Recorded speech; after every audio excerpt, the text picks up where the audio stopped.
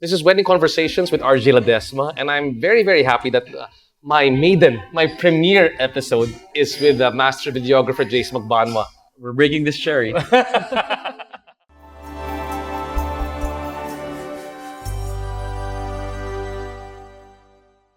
Jason and I have had the opportunity to work together for many, many years, and actually, Jason did my wedding video. When I got married, and the reason I chose Jason was because that's when I was starting off the career, also as a wedding host. That's right. And I chose him because basically I could see the work that Jason had been doing. I was very, very happy with it, and I said I was so happy to have him and Pat D. So whenever I have whenever we do weddings together with me and myself and Pat, small reunion. I always make sure I have a photo with these guys over here. Before we get into talking about wedding tips or what couples can do to improve their wedding, I think it's also nice to step back and let people know a bit more about who Jason Magbanua is. For you, what's a typical day like for you if it's not a wedding day? Okay, RJ, you'll be happy to hear this because I'm a total geek. Okay. When I wake up, the first thing I do and say is that, Alexa, turn off AC. Alexa, flash brief. Okay, so I get my news. So I have this right now. My pet project is really home automation in my bedroom. Wow. Like, everything voice controlled. So the Internet of Things is your house now. It's super geeky. It's super Alexa, geeky. I need a bath. I need a bath. Give me a massage. Right. So I'm ready for my house to take over and just kill all of us. Right. I need to have my coffee in the morning. I'm very particular about my coffee because I make it my own. Right. Mm-hmm. So I buy beans locally, EDSA or Yardstick, sometimes Toby's. I do V60, although I have French press. I have an espresso maker. But right now, my favorite for the last maybe half a year, it's been V60 the whole way. So you're an automation geek and a coffee geek at the same time. For sure, man. For sure. Okay, so and then after that, I have a light breakfast. I try to exercise as much as I can. Okay. I do a bit of running. Here's the thing, I was never really a fitness buff. So I think for the first 6 or 8 months of the year, I can do it. But then I falter because it gets really busy. Because it gets busy, especially when it gets to the holiday season. So running, I do running and I follow a program. It's called P90X. Okay. Like I on the laptop, and then I follow it in my garage. Siri, run for me. Or Alexa, run for me. So there, and I spend maybe 20-30 minutes in the lanai just listening to a record. What are you listening to right now?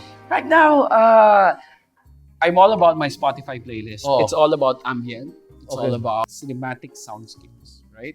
Also for vinyl records right now, I'm listening to Moby Play. Okay. It's an album from the 90s, but it was reissued very recently by that subscription club. I'm listening to The National. I'm listening to Fleet Foxes. So really varied, eclectic. What did just remind me of, and later on you'll find this out, but Jason was actually a DJ in one of his previous lives. In the center city. He was in a radio station in the province. He was actually a DJ. Yeah. Music actually informs your videos. The same way that it forms Pat D. I mean, you both have a musical background. Pat was actually a drummer. He's a drummer. He has a major in music. That's right. Yeah. So it's a big component of how we make videos. It's a big component of how we make videos because music drives the images. Sometimes the images drive the music, but if you have a great grasp of music, that will come a long way in how I make my videos, how you can create videos. Yeah. Music for me, it nudges you. It nudges you. It leads you into a direction that you would want to take the viewer. I always say that when I make videos, you have to take the viewer in a roller coaster, right? So you bring it up, bring it down. So the kind of music that you use is integral to the edit because it will drive you. It brings out the emotion. Right? Do you actually talk to your wedding client and ask them, this is the song what songs do you want? Do you tell them this is the song that I want? I never talk to them about music. When I was starting out, I would ask them, hey, what kind of music do you want? And then later on, I realized that no, it's for me, it shouldn't work that way. It should be like, this is the material that I have. This is what happened in the preparation. This is what happened in the ceremony. Now, what kind of music would be most appropriate to the footage that I have? Instead of shoehorning, the footage that I have to, hey, I'm gonna use this song and this song alone. But right now, no. I talk to my clients. We never talk about music Okay. because I let them trust me. Okay. So I am the professional. Trust me. I'm gonna pick the best kind of music for this wedding video I'm gonna make for you. So there's that sort of like musical library that you've got stashed there. Oh in your yeah, head it's of just in my everything. mind. In my mind. So we've talked about some of the music, but what I've also seen is that, when you came over here, you had a book on master shots. Correct. So what are the books that you've also been reading right now that have been, not just for life, but, for work, but for life as well? Okay, for work Yeah, first, for- because right now, right this very minute, I'm neck deep into the preparation of shooting a a web commercial Okay. for a brand. So I'm brushing up on commercial filmmaking, Mm. right? Because wedding filmmaking, I know that like the back of my hand. It's like for me, wedding hosting for me. Yeah, No with my eyes problem. closed. You don't even need a guide, right? You don't even need a guide. So I'm brushing up right now because I'm neck deep in the preparation. I need to hammer out, straighten out my storyboard, do a presentation for later. For later. For later. So for later. Kaya yan. So I'm doing that. I'm a big fan of fiction. Okay, I'm a big fan of fiction. I do a lot of course, I've done Game of Thrones, ganyan. It's the first fantasy series I've ever read because I was never really a big fan of fantasy, but fantastic realism yun eh. So I was into that. I'm a big fan of legal thrillers. Okay. Michael Crichton fan ako. Okay, So got it. legal thrillers. As far as fiction is concerned, fiction, right? Okay. I'm a big fan also of marketing books. You have to understand, RJ, that I was never really a business person. I came into this as a creative person. So apart from learning how to sharpen my craft at videos, I needed to do double time work for marketing. And the earlier that I realized that this is not just about who makes the best wedding videos, it's also about how I can connect with my audience so they know that I make the best wedding video. That's right. I was all about that early on. So like the print ads that we would do, the promos that we would do was all about really standing out from the crowd of wedding videographers at that time. But moving on, Jace, is that many people don't know that you helped pioneer the idea of the same day edit video. Okay. Did you guys know that one? You did the same day edit video. So tell us a bit more about how that happened. Okay, this was in 2001. Oh. So that's like 17 years ago, right? 18 years ago. There was this bride, Michelle, who asked me if I could show an edited version of the wedding, the ceremony and the preparation, show it at Shangri-La Makati. It was a Chinese wedding, so the ceremony was at 1 p.m. Oh, okay. I believe it was San Agustin, and then the reception was in the Rizal Ballroom. Now you have to understand, in 2001, there were no laptops capable of editing video back then. Everybody had IBM ThinkPads, and the only thing you can do with IBM ThinkPads were PowerPoint presentations and Microsoft Word. That's right. That's it. Maybe Minesweeper. Minesweeper. Okay, so what I had to do was, without really thinking it over, because I didn't have a laptop back then, I said yes, because I never backed down from a challenge. So I said, long story short, I took home the footage, edited in a couple of hours, and took a cab going back to Shangri-La Makati. So you went home, edited the whole video. Yep. Then you came back. I came back, yeah, and I still remember that. Nora Jones, Nearness of You, 2.5 minutes, all slow motion. Everybody was floored. Wow. Everybody was floored. All their jaws dropped. It's like, wow, how is this possible? Of course, by today's standards, it's like kind of crappy, cheesy. But at that time, it was like trailblazing. It was like, whoa, Wow.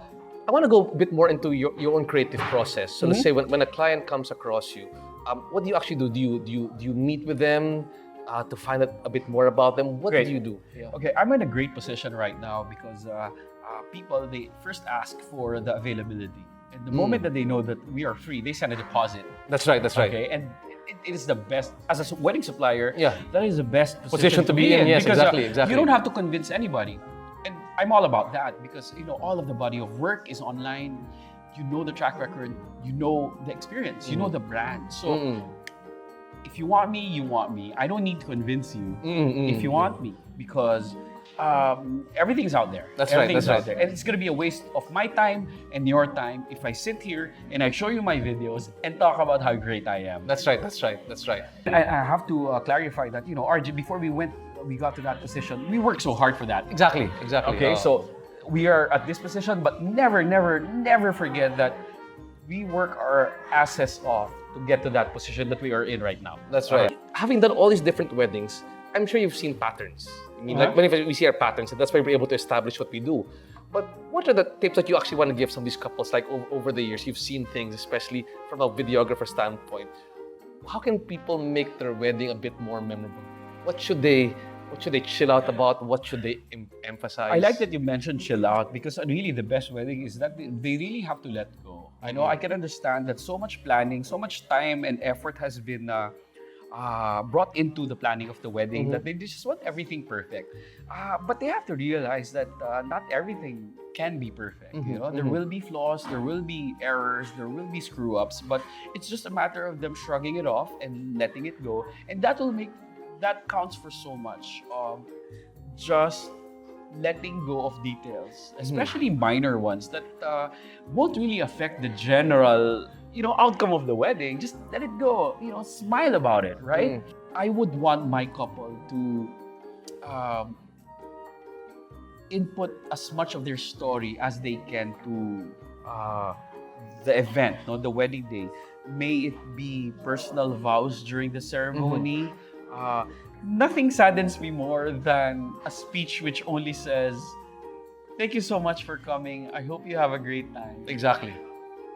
Good evening, ladies and gentlemen." There's no engagement. There's nothing memorable about it. I totally understand that not all people are public Speakers, speakers, but I think it is the onus. The onus is on the couple to pick people who can at least carry, who can speak, do a speech. When people, let's say for example, when people would watch a Jason Magbanua video, are there not that there's signature that you do it again and again, but what things are you looking for every time you do a video with Jason? We're all about the story and the emotions, okay? I always mention that, and I always remind that to my crew that this is all about looking for emotions, looking for feelings, and not creating them, not artificially creating them. Exactly. So we're all about putting ourselves in the best place, in the best position, and the best timing to be able to get the shots that we need. This is a one-take environment. Yeah. You cannot do second takes. So as much as possible, we would really want real, authentic moments. So that's what we're all about. I mean, you've had a lot over the past years, but have there been particular shoots that have been memorable to you? You know how this always comes up, like when people ask you what's your favorite wedding, it's very difficult. It's like asking who your favorite baby is. Yeah, that's right. So I pick from I do recency bias. Okay. So whatever is most recent to me is we had a wedding in Boracay last December. What happened was there was a typhoon. This was I saw that online. Yeah, this was Ardua. So they had to cancel the wedding. It was it was Sunday morning, and it was really raining cats and dogs. What else have you seen is important? What you'd like to advise to couples, like if they were to do their weddings nowadays, to make it a bit, something that's memorable? Okay. For me, this is a personal thing, really. I really would want the couple to not be imprisoned by the timeline set by a very structured wedding. Okay? Meaning, hey, we gotta get out of the church because we need to take pictures. And I need an hour and a half or maybe 45 minutes for this. Where I would much prefer the couple to mingle with the guests during the cocktail hour rather than spend 45 minutes on basically the same sunset picture or That's same, because it's a once in a lifetime event, and the people who are there took their time out to be with them, and the very least you can do is just really mingle and tag them personally. And you can also that's my thing. And you can also capture that naman for the you can turn imperfections, socialization, getting together, engagement. These are still the elements which you can use. For sure, I would for the prefer. video. I would prefer them making beso and shaking hands with the couple. I would prefer that to, let's say, an artificial moment of them posing in front of a camera, any day of the week. Okay.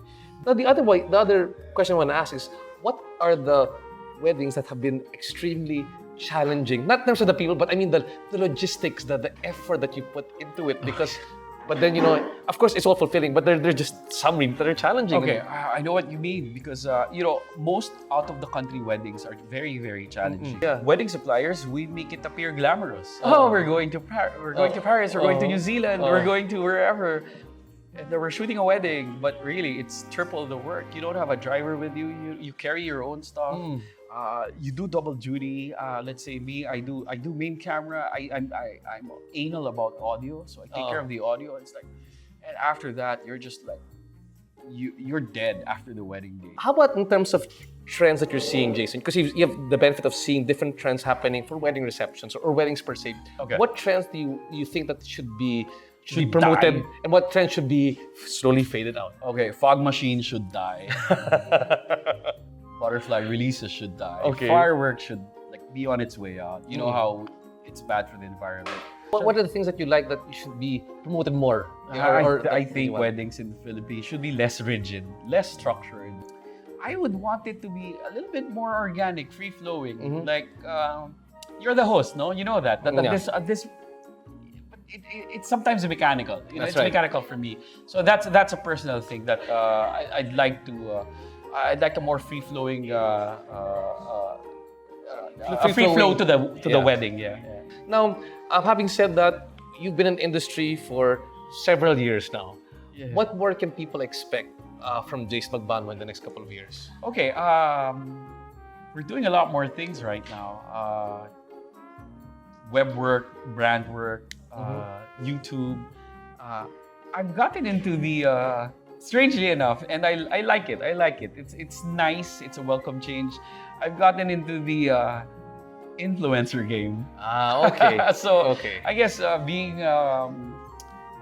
doing this for a very long time and building I shouldn't really be talking about this, but it is what it is. Building a brand, yeah.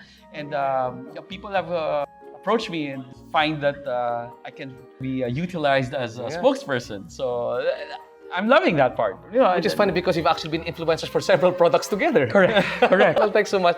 Jace, thanks so much for the time. Really appreciate it. I'm sure a lot of the soon-to-be weds out there, wedding planners, got to enjoy this one. Guys, if you've got more questions, comments, suggestions that you want to ask us, please feel free to drop a message over here.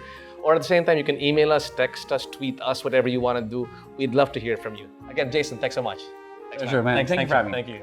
All right, social media details, youtube.com/Jason Magbanua. My 7-year-old son, is very happy because we just hit 100,000 subs. And I get a silver play button for that. But for me naman, just if you want to contact me for inquiries about weddings, please send an email or visit my website, www.rjladesma.com.